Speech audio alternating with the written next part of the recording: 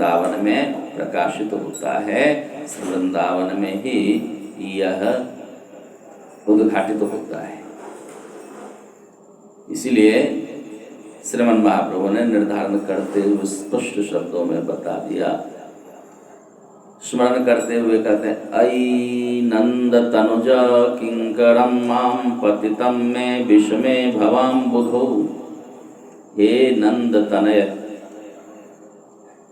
स्पष्ट बता दिया, नंद तनय, नंद नंदन, जो ब्रजेंद्र नंदन यशोदानंदन नंद बाबा के महल में प्रकट होने वाले नंद बाबा के महल में, वृंदावन की निकुंजों में, ब्रजमंडल में सतत विहार विचरण करने वाले जो प्राणधन हमारे प्यारे हैं, बस वही हमारे सब कुछ हैं। हम उनको ही जानते हैं और इसलिए उनसे ही प्रार्थना कर रहे हैं। अयि नंद तनुज किंकरम पतितम माम विषमे भवाम बुधो।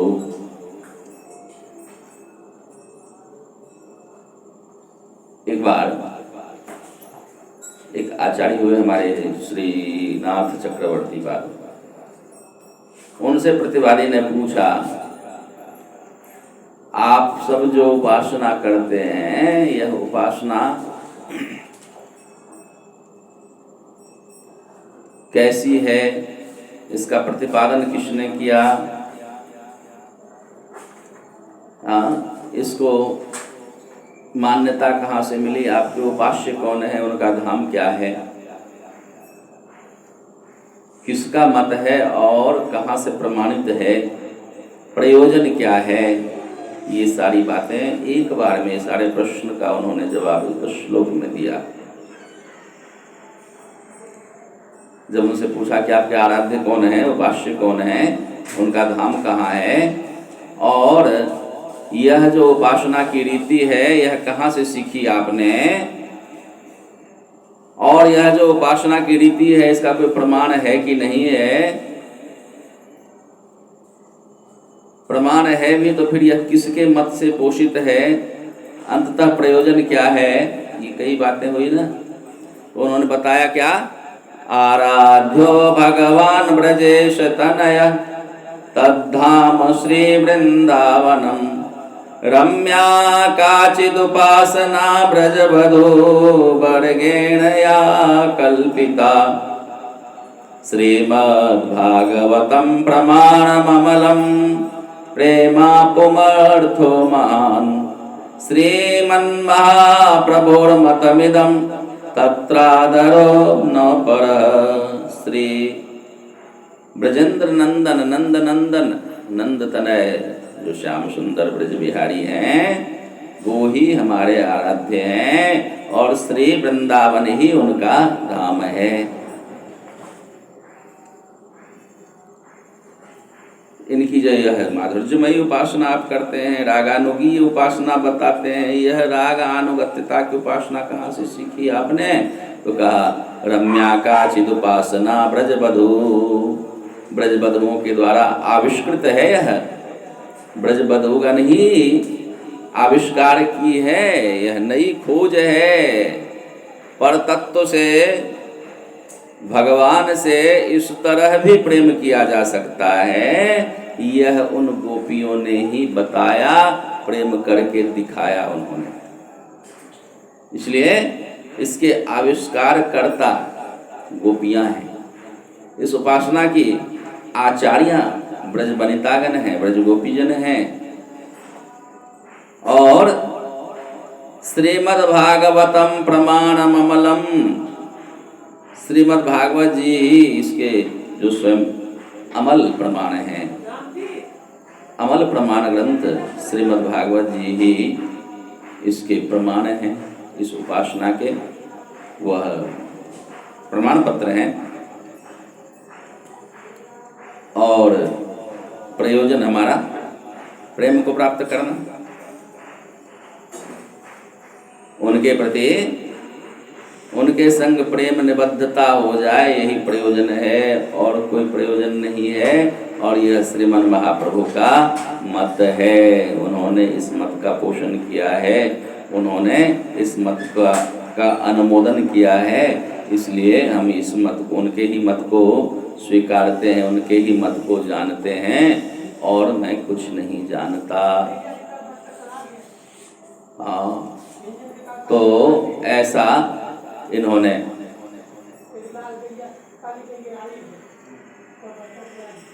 उत्तर दिया। श्रीमन महाप्रभुर्मतमिदं तत्रादरो न परः। श्रीमन महाप्रभु का यह मत है और इसके अतिरिक्त कुछ है भी तो मुझे पता नहीं है। जब कभी प्रेमा भक्ति प्राप्ति की अभिलाषा हो, प्रेम प्राप्त करना प्रयोजन बन जाए जीव का, तो उसके लिए और कोई दूसरा ठौर नहीं है, यही एक उपाय है।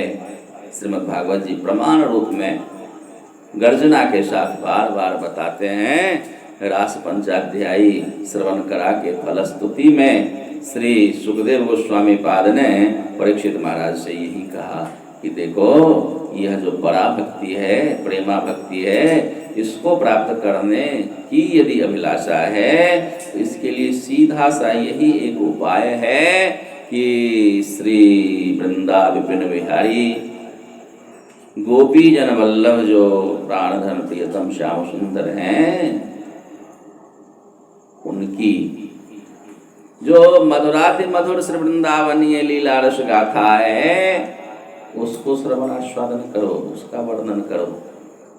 प्रेम प्राप्ति का यही उपाय है, इसी से प्रेम लाभ होता है।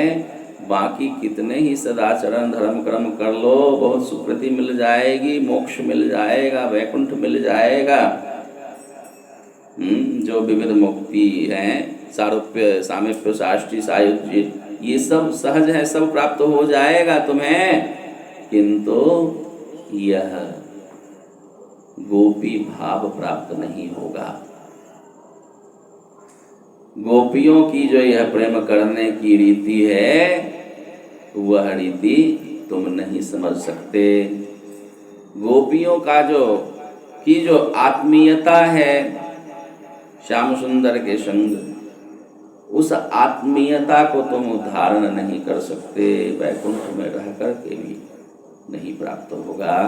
यह होगा तो श्री वृंदावन, ब्रज वृंदावन में का आश्रित होने से ही होगा। इनकी बताई इस उपासना की अनुगत्यता लेने से ही होगा, अन्य कोई उपाय नहीं है। श्रीमद् जीव गोस्वामी पाद ने यही बात कही। श्री गदाधर भट्ट गोस्वामी जी जब सुदूर तैलंग देश में आप निवास करते थे और पूर्व संस्कारवश उनमें यह प्रतिभा थी कि बाल्यकाल से ही ब्रज की भाषा उनके अंदर में बसी हुई थी और ब्रज भाषा में वो कविता लिखते, पद लिखते थे। तैलंग देशवासी बड़ा ही मनोहारी पद, बड़ा ही भाव भरा पद, संतों के तो वो कंठहार हो जाते उनके पद। उनका एक लिखा हुआ पद संतों के बीच बड़ा प्रसिद्ध हुआ। सखी हो श्याम रंग रंगी। संतजन जमात में जाते पहले ना, पैदल ही तो यात्रा होती थी, तो तीर्थाटन करने के लिए समूह में जाते थे। दक्षिण भारत उधर जाने के लिए उनके गांव से ही रास्ता, उधर से ही सब जाते संतजन। वो उनका परिवार साधु से भी परिवार था, तो उनके यहाँ जाकर ठहरते थे संतजन। वहाँ जाके डटते, वो सब सेवा करते, जितने दिन रहे वहाँ रहना, प्रसाद आदि की सारी सुविधा थी। तो प्रायः संतजन वहाँ जाते और उनको संतों की सानिध्यता मिलती बचपन से ही। उनकी इस प्रतिभा से संतजन बड़े ही अभिभूत रहते और उनका यह पद इतना संतों में प्रिय हुआ कि वह पद वहाँ से वृंदावन तक पहुँच गया। यहाँ वहाँ से लौटे कोई एक संत परिक्रमा लगाते हुए यही पद गाते निकल रहे थे। जमुना जी के तट पर श्रीमद् जीव गोस्वामी पाद बैठे विचार मग्न चिंतन में लगे थे। उनके कानों में यह पद, यह शब्द प्रवेश किया। महात्मा सस्वर गाए जा रहे थे, सखी हो श्याम रंग रंगी। बड़ा ही आनंद हुआ सुन करके कि ऐसी उच्च स्थिति वाले ये कौन, एक उन्नत भाव किनका है जो इस भांति दावे के संग कह रहे सखी हो श्याम रंग रंगी। बुलाया, उनसे पूछा कि आप जो ये गा रहे हैं महात्मा जी, यह पद कौन से महापुरुष का भाव है यह? तो उन्होंने सारी बात बताई कि एक वहाँ युवक हैं, अभी तेलंग देश में जन्म हुआ और उनकी ऐसी प्रतिभा, उनका ऐसा संस्कार कि वहाँ के होते हुए भी ब्रजभाषा में पद लिखते हैं। देख सुन ही रहे हैं, ऐसे उन्नत उन्नत भाव के पद हैं उनके। तो 1 मिनट के लिए एकदम स्तब्ध हो गए, विचार मग्न हो गए श्रीमद जीव गोस्वामी पाद। और फिर उनसे कहा कि पुनः आपका उधर गमन हो तो मुझसे मिल के जाइएगा, एक पत्र उनके लिए दूंगा मैं। जिन्हें ये पद लिखा है उनके लिए पत्र मैं आपको दूंगा, आप लेके जाइएगा। कुछ दिन बाद उनको जाना था, आए मिलने। तो महाराज हम तो जा रहे हैं उधर तीर्थाटन में, आपने कहा था कुछ देना उनके लिए तो प्रदान किया जाए। एक पत्र लिख करके दिया इन्होंने। पत्र क्या, एक श्लोक लिख करके दिया कागज पे, और उनसे पूछा, उस श्लोक में उनसे पूछा कि हे महानुभाव, आप जो यह दावा कर रहे कि मैं श्याम रंग में रंग चुका हूँ, ऐसा जो आपका वह भाव है कैसे पाया आपने? वाणी तो अलग बात है, शब्द तो कैसे भी जोड़ लें, शब्द जोड़ना तो एक कला है, किंतु उसमें भाव भी जुड़ा हुआ हो, भाव सना हुआ हो, भाव मिश्रित हो वह शब्द, यह तो साधना उपासना ही दे सकता है। सो उन्होंने पूछा, 3 बातें पूछी कि क्या आपने श्री वृंदावन का आश्रय ले लिया है? क्योंकि बिना वृंदावन आश्रय लिए कोई श्याम रस सिंधु में डूब जाए, ऐसा कैसे हो सकता है? दूसरी बात पूछी, क्या आपने श्री राधिका को अपनी आराध्या स्वीकार कर लिया है? उनके चरणों में अपने आप को समर्पित कर दिया? तीसरी बात, क्या वृंदावन रस रसिक जन, उनसे आपका संभाषण हुआ है, उनका संग हुआ है, रस की चर्चा में सम्मिलित हुए हैं? 3 बातें पूछी इस श्लोक में। श्लोक इस प्रकार है, अनाराध्य राधा पदाम्भोज युग्मम् अनाश्रित्य वृन्दाटवि तत्पदाङ्कम् असंभाष्य तद्भाव गंभीर चित्तान् कुतः श्याम सिंधो रसस्यापगाः। बिना इन तीनों को आप पूरा किए कैसे कह रहे हैं कि हम श्याम रस सिंधु में अवगाहन कर रहे हैं? उस रंग में हम रंग गए, कैसे बता रहे हैं? पत्र लिख करके भेजा।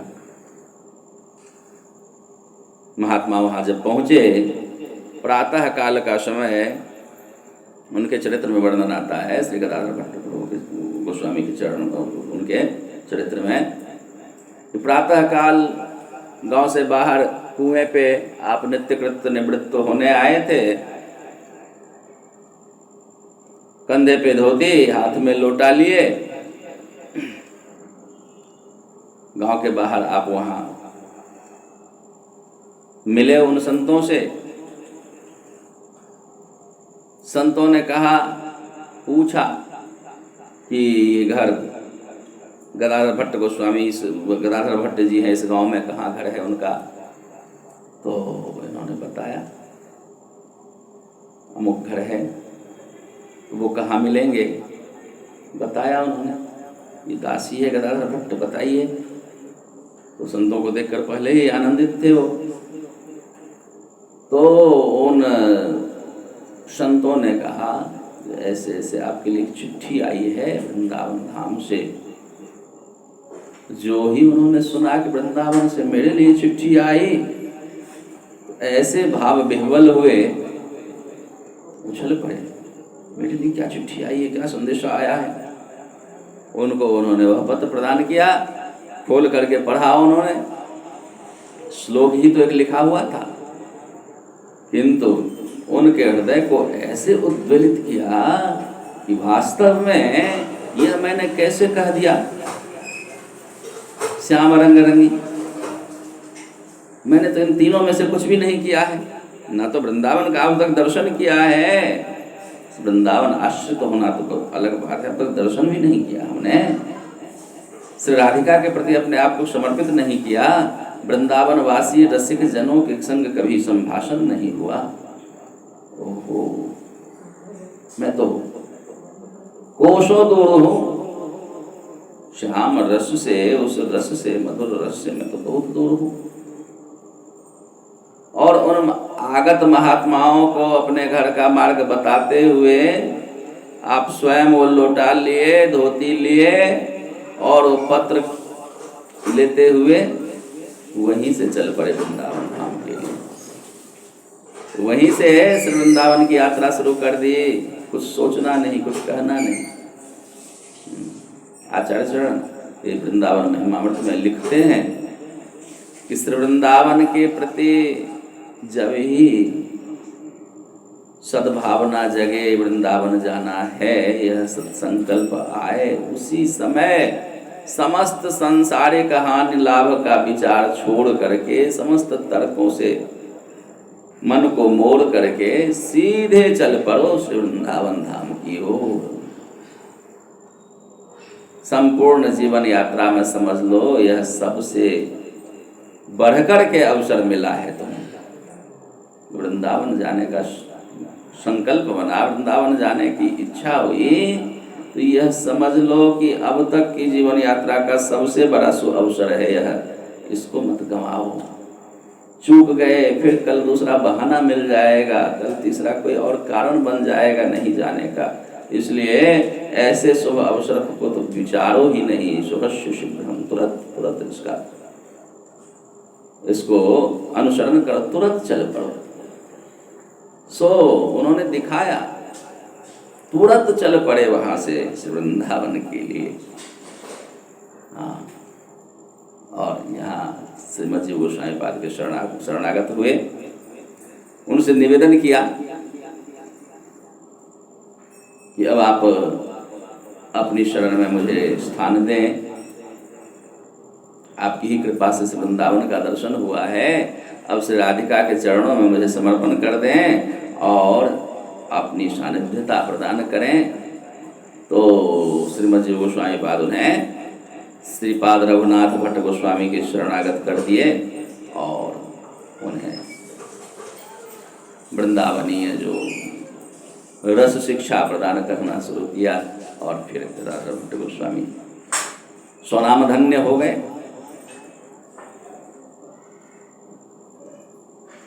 तो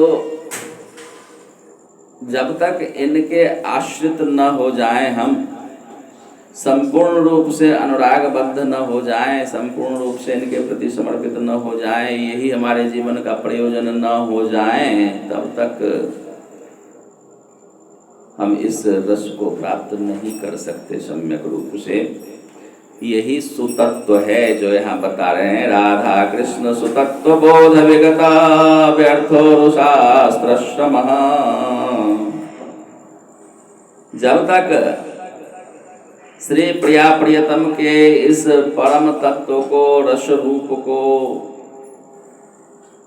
इस माधुर्य मूर्ति को जब तक हृदय स्वीकार नहीं किया है, धारण नहीं किया है, इस परमतम तत्व को जब तक समझा नहीं है, तब तक ही शास्त्र अध्ययन, ज्ञान विज्ञान की बातें तब तक ही है।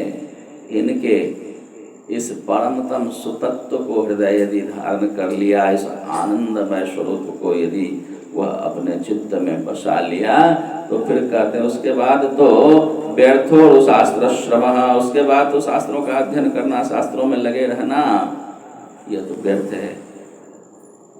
क्योंकि समस्त ज्ञान का सार निचोड़ प्राप्त हो गया, उसको सार निचोड़ समझ लिया वो, और अब बाकी ही क्या बचा। उसके बाद तो बस इतना जान लेने के बाद करने योग्य कार्य बस इतना ही रहता है कि श्री राधा चरणारविंद सहज स्वात्मैक भावोज्वल, श्री राधिका के श्री चरणारविंद में अपने आप को समर्पित कर दे। ऐसे उनके श्री चरणों में अपने आप को समर्पण कर दे जैसे कोई अपने प्राण के प्रति अपना सर्वस्व समर्पण किए रहता है ना। प्राण के प्रति सब कुछ समर्पित रहता है कि नहीं रहता। अपना शरीर भी समर्पित रहता है, जो शरीर सबसे प्रिय है। प्राण बचाने के लिए यदि कभी कोई अंग कटवाना पड़े, पैर कटवाना पड़े, हाथ कटवाना पड़े, तो वो भी तुरंत तैयार रहता है कि जल्दी से डॉक्टर साहब काटिए इसको, बच जाए ना। प्राण के प्रति ऐसा समर्पण। वैसे ही करें कि श्री प्रिया पाद पद्म में ऐसा समर्पण हो जाओ कि उनसे जुड़े रहने के लिए, उनसे यह लगाव, यह जुड़ाव निरंतर बनाए रखने के लिए जो भी छोड़ना पड़े, संसार छोड़ना पड़े, शरीर छोड़ना पड़े, तो भी कोई बात नहीं है। जैसे प्राण की रक्षा के लिए शरीर अंग कटवाने को तत्पर रहते हैं, वैसे ही उनके संग इस जुड़ाव को, लगाव को बचाए रखने के लिए, इस अनुराग की रक्षा के लिए जो भी सहना पड़े, जो भी छोड़ना पड़े, प्रिय से प्रिय यदि कुछ त्याग करना पड़े, उसको भी बिना विचारे ही त्याग दो, क्योंकि यह परमतम उपलब्धि तुम्हें प्राप्त हो गई है। यही वह आनंद कंद है। इनका श्री चरणारविंद वह आनंद कंद वस्तु है, जिसकी खोज में अब तक न जाने कितने जीवन को धारण कर लिया। अनादिकाल से यही आनंद ही तो ढूंढते आ रहे हैं। हर विषयों में अपनी अज्ञानता के कारण हम आनंद ढूंढते रहे, और नहीं मिलने पर, अतृप्ति होने पर फिर उसको भी छोड़ते चले, जीवन दर जीवन छोड़ते चले गए। एक के बाद एक शरीर छोड़ते गए, पूरे जीवन उस शरीर से हम आनंद ढूंढते रहे। जब नहीं प्राप्त हुआ तो उस शरीर को छोड़कर फिर नया शरीर धारण किए, फिर उसको भी पूरे जीवन लगाए आनंद ढूंढने में, नहीं मिला फिर उसको भी छोड़ते गए। यही जीवन चक्र चला आ रहा है अनादिकाल से।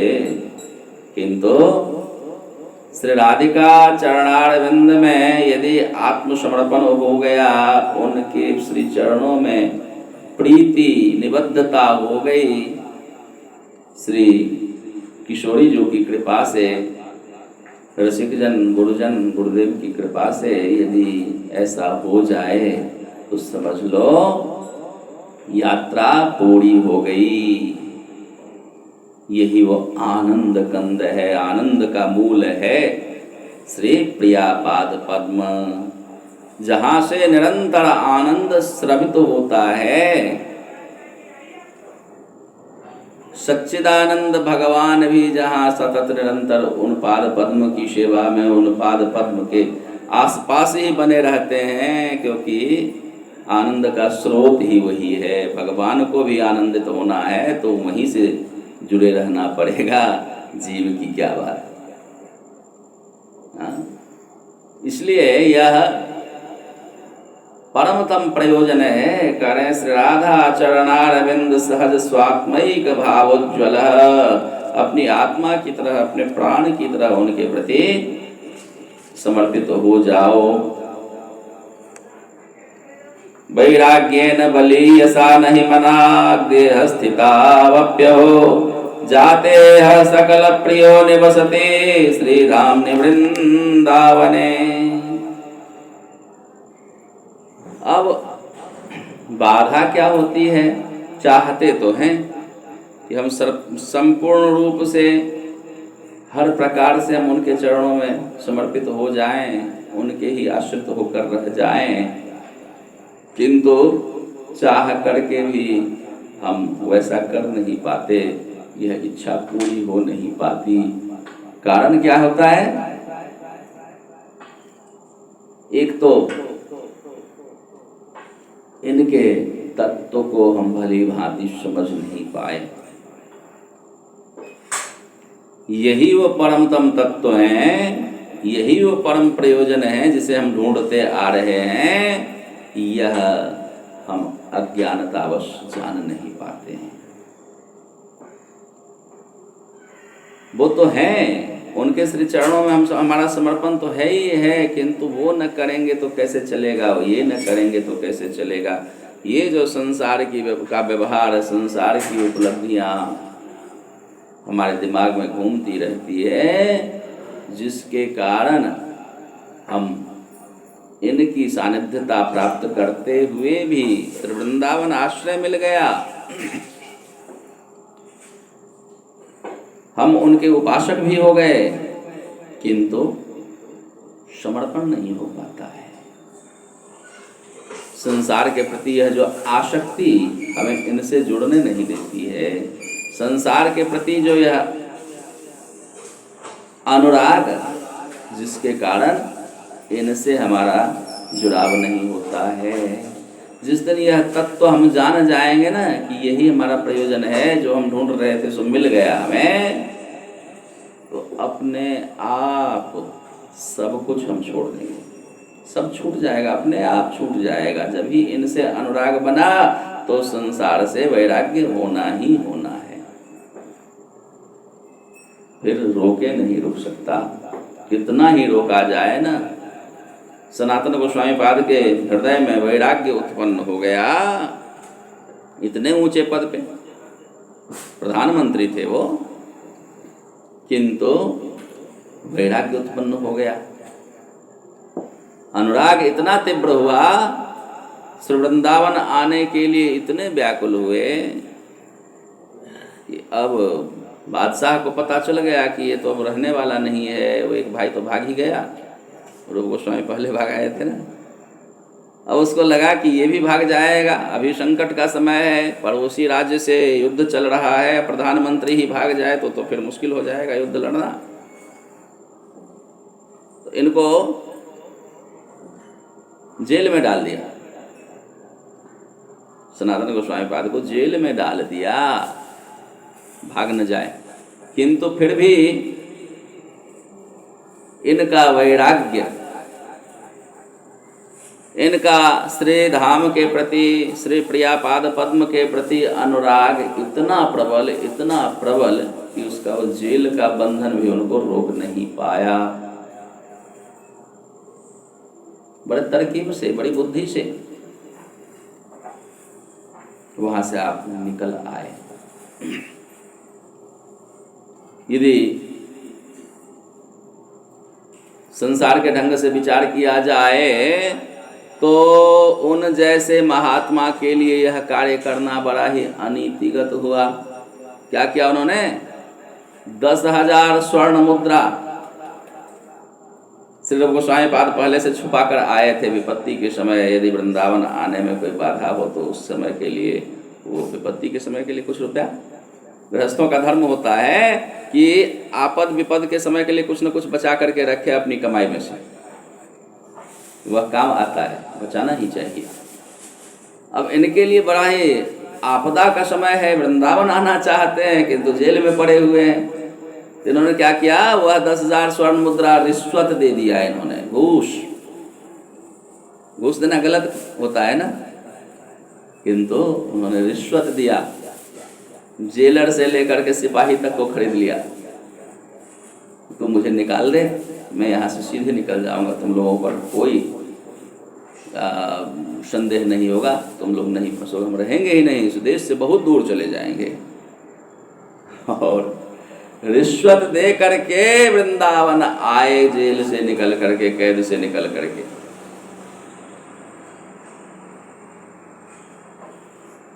इसलिए उनको यह उनके लिए दोष नहीं माना जाता। श्री वृंदावन आने के लिए रिश्वत दिए तो भी वही सबसे शुभ कर्म हुआ जो वृंदावन वास करा दे। जिस कर्म से, जिस तरह से श्री वृंदावन की प्राप्ति हो जाए ना, वही हमारे लिए सबसे शुभ कर्म। जो हमें श्री वृंदावन प्राप्ति कराए ना, वही सबसे बड़ा व्यक्ति हमारे जीवन के लिए गुरु है। सोई गुरु जो ब्रज माही बसावे, जो ब्रज में वास कर दिला दे, वही गुरु है। आचार्य चरण तो लिखते हैं श्री वृंदावन प्राप्ति के लिए कुछ भी करना पड़े ना, अनीतिगत कार्य करना पड़े, असद आचरण धारण करने से यदि वृंदावन की प्राप्ति होती है, अथवा गुरु अवज्ञा करने से यदि वृंदावन आगमन होता है, तो कर लो गुरु अवज्ञा। हाँ, माता पिता की अवज्ञा करनी है, वो आदेश कर रहे हैं मत जाओ अभी, किंतु श्री वृंदावन आने का विचार बन गया है, बस एकांतिक रूप से अब श्री राधिका के चरणारविंद में ही अब आश्रय लेना है। अब और संसार में हमें नहीं भटकना है। यह यदि मन में विचार आ गया तो यह सबसे शुद्ध, सबसे उन्नत विचार है। चाहे कुछ भी सामने आ जाए, इस विचार को गौण करने के लिए आचार्य चरण कहते हैं उस बाधा को मत मानो, मत स्वीकार करो, परमतम अवसर है। हाँ, बंधे बंधे तो जीवन जीते ही रहे, अब तक तो संसार की दासता करते ही रहे।